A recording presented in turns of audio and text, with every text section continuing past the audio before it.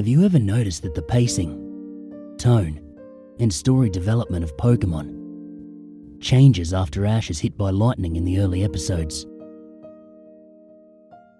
How Ash and his world are relatively normal until after that incident. I have a theory. The accident with the bike put Ash into a coma.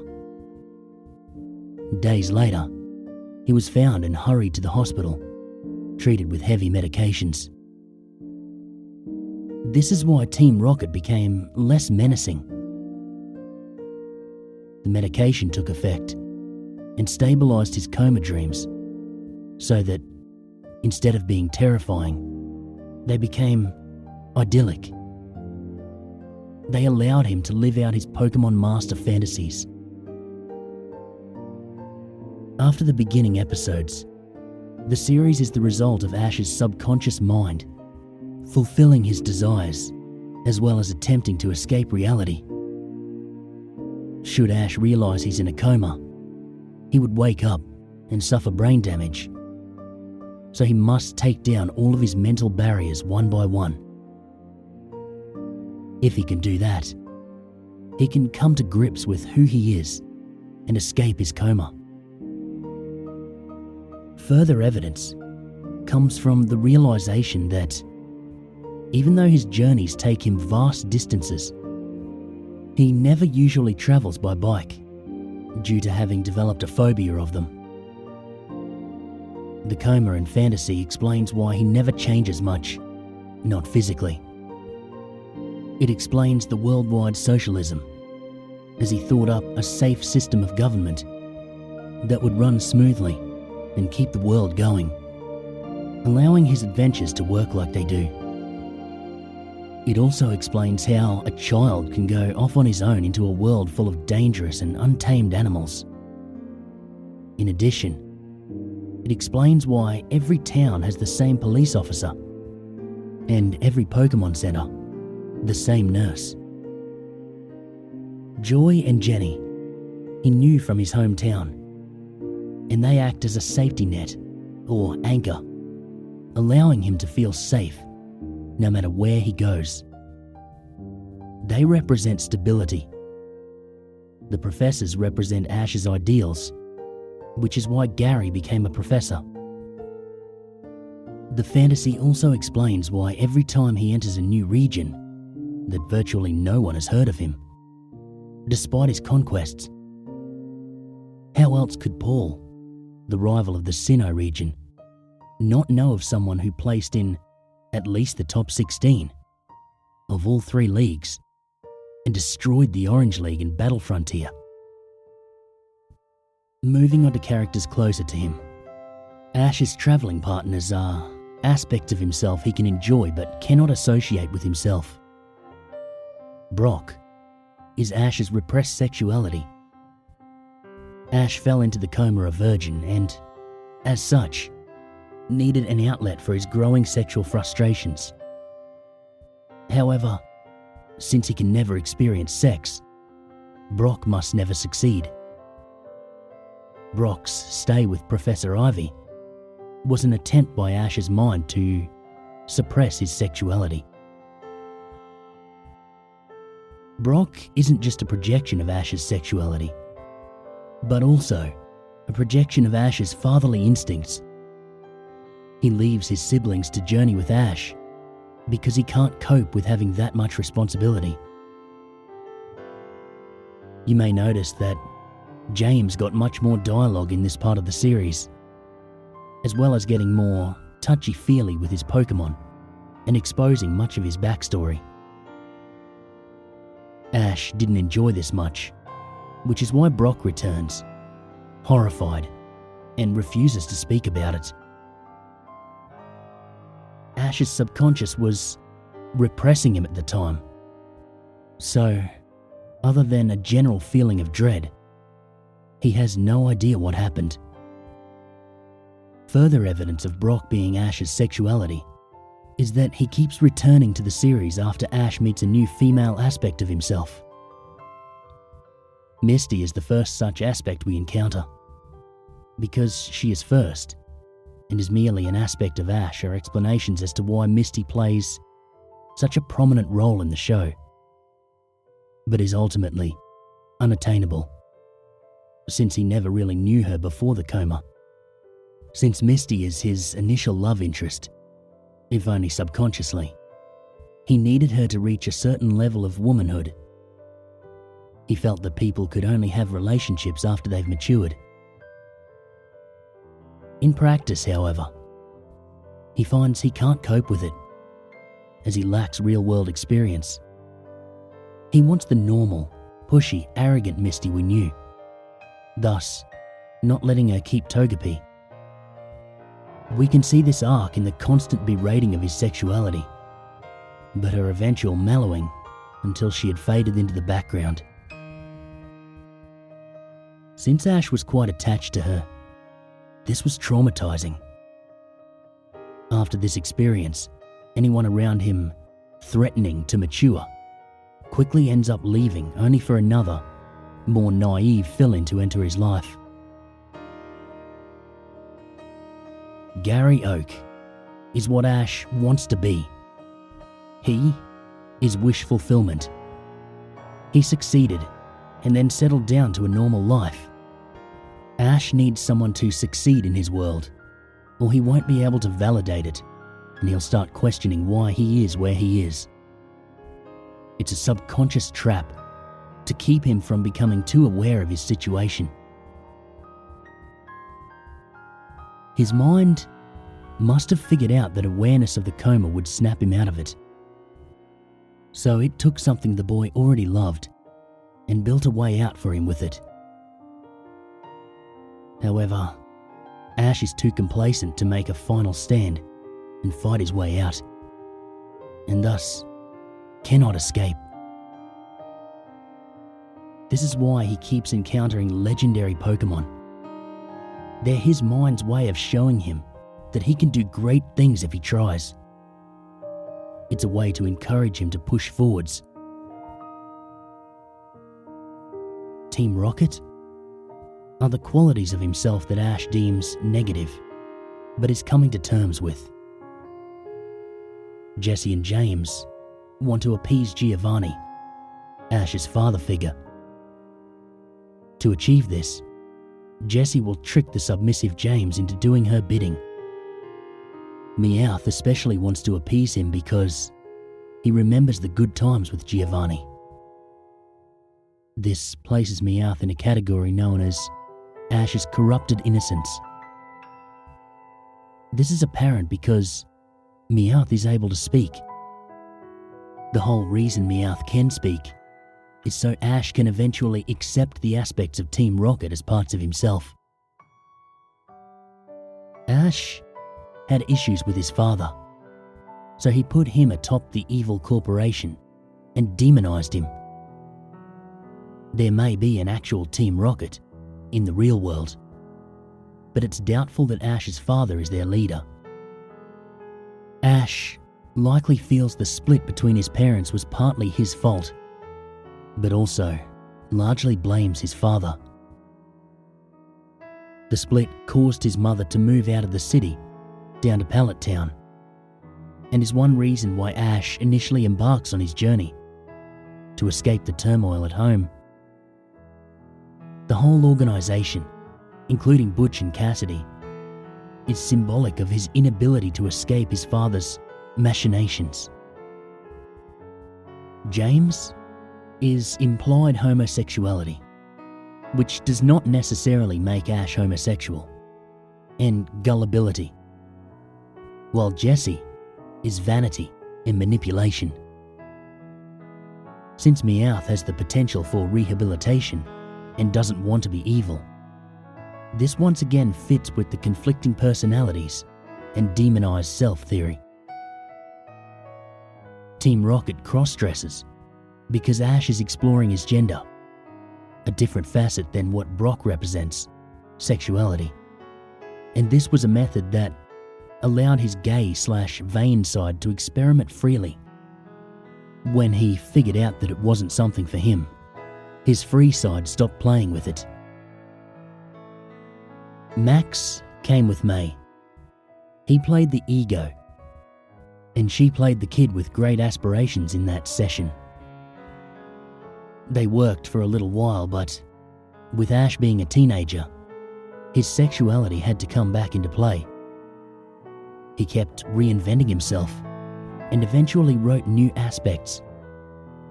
But his mind slowly brought the old ones back as a crutch to make the transition easier.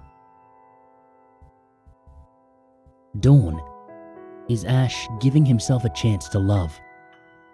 Since he already established Misty as someone he's not likely to go anywhere with, he created a new super female, one that was more like him and less violent.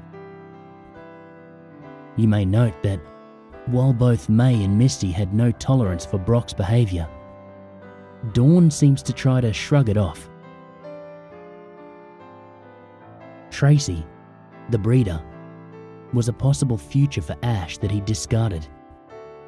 This future was one that he sent off to work with the professor, Ash's ultimate ideal of a father figure, when Tracy disrupted the dynamic Ash had with his other possibilities. With Ash's mind fighting the coma, and Ash viewing this person as a companion, Tracy was quickly replaced with a more threatening rival. Pikachu represents Ash's humanity. This explains the episodes where they get separated and Ash desperately wants to find him, even to the point of working with Team Rocket, aspects of himself that he would normally never associate with, but for some reason cannot. Team Rocket wants to steal Pikachu and hand him over to Giovanni. Jesse and James will always oppose Ash because he is terrified of the thought of his humanity lying in the hands of his father. However, this is the same reason he'll work with those aspects of himself in order to save his humanity. Ash couldn't evolve Pikachu because that would mean challenging his concept of who he was, which was something he was not comfortable with while still working through his original issues. The narrator is Ash's higher mind, recapping and explaining the progress he's made and the tribulations he will face, allowing insight into how to best awaken him. Team Rocket's methods gradually become more and more ludicrous because Ash is only a child dreaming these things up. That is why Team Rocket's disguises are always believed. He knows it's them, at least on a subconscious level, but chooses to ignore it so he can better himself. In a sense, the Ash who wants to escape is sabotaging the Ash who wants to stay lost in his mind so that there can be more conflict and, hopefully, an eventual escape. The escape is a consequence of coming to terms with who he is. As mentioned previously, Team Rocket are a method to Ash to deal with grounds he's uncomfortable with tackling on his own. You may recall that early in the show, there were animals and references to animals. For example, the fish in the aquarium of the Cerulean City gym, or that the Pokédex lists Pikachu as rat-like. These animals don't matter to Ash's psyche, so they don't come into play much. If Ash loved puppies, everything would be about different breeds of dogs and a dogfighting circuit. But as the series goes on, you see fewer realistic animals and more Pokémon. This could be a sign of Ash's mind deteriorating. As he's in the coma, he's losing concepts of some animals and machinery and replacing them with Pokémon. It could explain things like electric Pokémon working as power generators. These are signs that his memory of the old world is slipping more and more as time goes by. The Pokémon realm will be idealized continuously the longer he has no stimulus from the real world. Ash may or may not be mentally deteriorating, but he is becoming more accustomed to his fake world's rules. The wild Pokemon are his rationalizations for the functioning of his created fantasy. It's the "a wizard did it" syndrome. If he doesn't know how it works, his mind says Pokemon. The Pokemon in Ash's team, however, serve the purpose of displaying his issues and aspects of himself. For example, Charmander represents his sex drive, not his sexuality like Brock. At first, it's a cute, easy thing to control, but eventually becomes a raging inferno of disobedience, since Ash has no real understanding of his sexuality, thus has no way to vent or keep it in check. Bulbasaur was his unwillingness to change, reflected in when it declines to evolve, and almost decided to stay behind unless he battled it. Squirtle was his willingness to follow the lead of others, as evidenced by the gang it ran with. Even though he ran the gang, they were viewed as one group, and Ash's subconscious gave him the strongest one. Butterfree was his crushing loneliness, which he dealt with when he released it to join a flock. His bird types are his recklessness, always willing to sacrifice something at a moment's notice for the win. When Ash is trading Pokemon, it's an attempt to push his own problems away on someone else. However, he realizes this and usually trades back very quickly.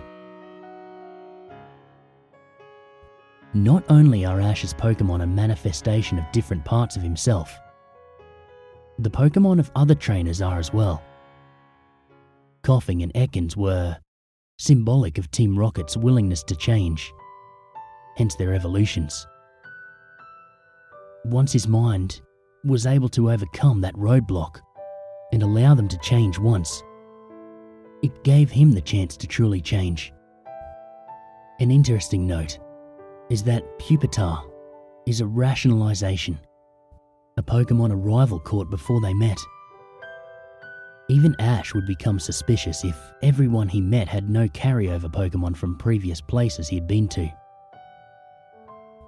Other trainers are more direct forms of his issues, ones he must either come to terms with or outright suppress. Gym leaders are more primary aspects of his personality, with each Pokemon being stronger than the last, to display a level of skill he could only be capable of if he gave into it. In effect, he is doing battle with a part of him that he would rather not have in control. Originally, Ash had the battles, which evolved into team battles and contests. The explanation for this is that his issues became more and more complicated, and the means of dealing with them needed to become more complex. The fact that he uses issues he has already dominated to win is a sign he's growing stronger. Ash releases his Pokemon because his mind is forcing him to let go of them. The second he raises an overpowered team, a tournament comes up and, after fighting his way through it, he has to go to a new land for new challenges. However, with an overpowered team, there won't be any challenges or any way to motivate him further. The Ash that wants to stay in the Coma and keep journeying hands his solved issues over to Professor Oak so he can continue and overcome the unresolved ones. This is essentially his mind forcing him to deal with his issues. Ash's rivals and the Elite Four are ultimately the strongest part of this cycle. Having Pokemon that are essentially godlike, they represent both what can be attained and what is unattainable. Ash's rivals are all possible futures he envisions for himself. Note that they are all older than him. This originated with Gary Oak, someone Ash knew from real life, and built up into a sort of god within his mind. However, Gary progressed and changed to suit Ash's vision of himself and his ultimate desire, eventually settling down into a professor role after beating the Elite Four. With Gary Oak in retirement, his mind needed a new rival for him. Thus the births of Richie, the good aspect of his rivalry, and Paul. Paul is his mind's last-ditch efforts to snap him out of it, to force Ash to actually come to terms that this perfect world is not the best option or path to waking up. Paul is Ash's shadow, one that wants to push on even harder and harder. He is the part of Ash that will stop at nothing to escape the Coma world. Mewtwo is a new form of treatment done with electrical impulses in a machine, taking down every last one of his mental guards. In Ash's mind, Mewtwo and his clones were, in the real world, the treatment for the mental safeguards that were protecting Ash and keeping him comatose. The Pokémon of his world. The clones were counters to the issues Ash had thought solved, and each appeared to Ash as the exact copy of his defense. The clones didn't play by the rules of Ash's world. They didn't use any special attacks or moves. They just beat down their counterpart through brute strength. The treatment was working. There were side effects. The electrical jolts were beginning to affect Ash's nervous system. If the treatment continued, he would be paralyzed. His mind manifested this in the dream world by petrifying him. Were it not for the end of the treatment by Ash's mother, who knew that her son wouldn't want to live in a world he couldn't explore, Ash would have remained a stone forever. After this, Ash needed to recover from the damage caused by the electrical therapy. In order to reduce the danger Ash's consciousness felt from it, his subconscious began downplaying the effects in this world, which is why Pikachu's electric attacks, once noted for their strength by Team Rocket, no longer have any effect on Ash, other than comic relief. As we can see, Ash may well have been trapped forever in this world. However, like every dream, like everything, there is a beginning and an end. What would happen if Ash never recovered? In his hospital room, we see Delia, obviously distraught. She's talking to a doctor with a grim look on his face. The man is saying their insurance is up and the boy has no change in his brain activity in years.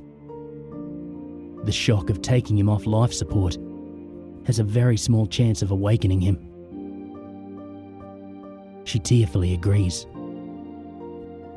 Back in Ash's world, he has finally defeated the Elite Four and, one by one, the people around him disappear. Eventually, everything is black. Pikachu comes dashing towards him, glowing brighter and brighter in the darkness. Eventually, he reaches Ash, and the two embrace one last time.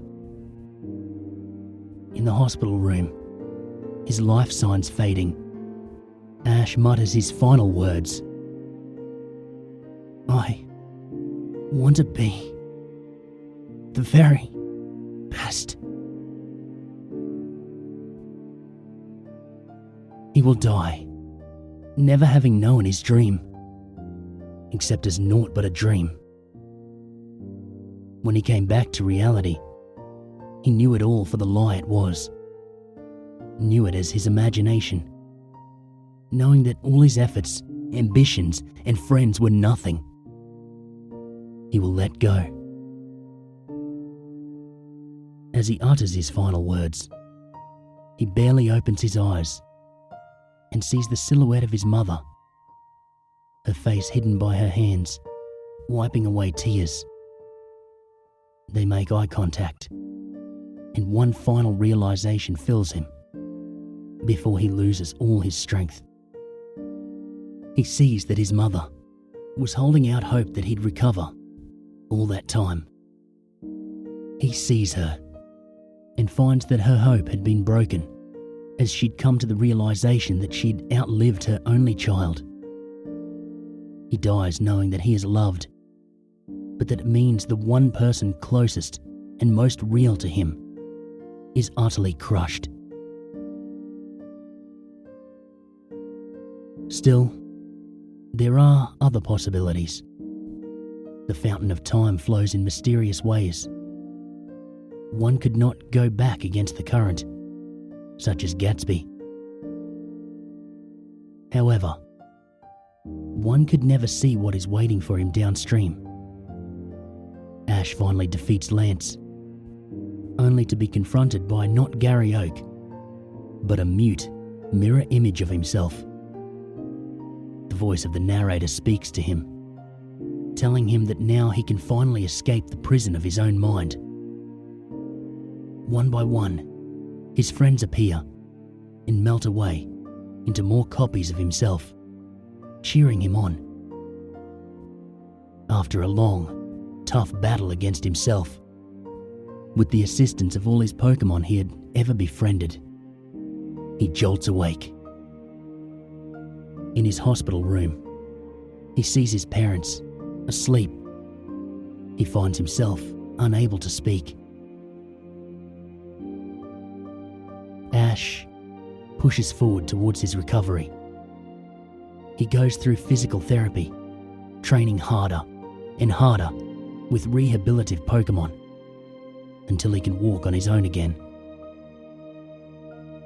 This time, an older and wiser Ash sets out on a journey. Just like last time, he's late getting to Professor Oak's laboratory when there's only one Pokémon left. He suddenly recalls all his memories of his life and realizes all his friends are gone forever. As he sets out with his new companion, he finds the world is darker than he imagined, more real. Pokémon and people die. He too has aged. He vows to become the Pokémon master he dreamed he was. He vows to himself. He vows to them. I will be the very best.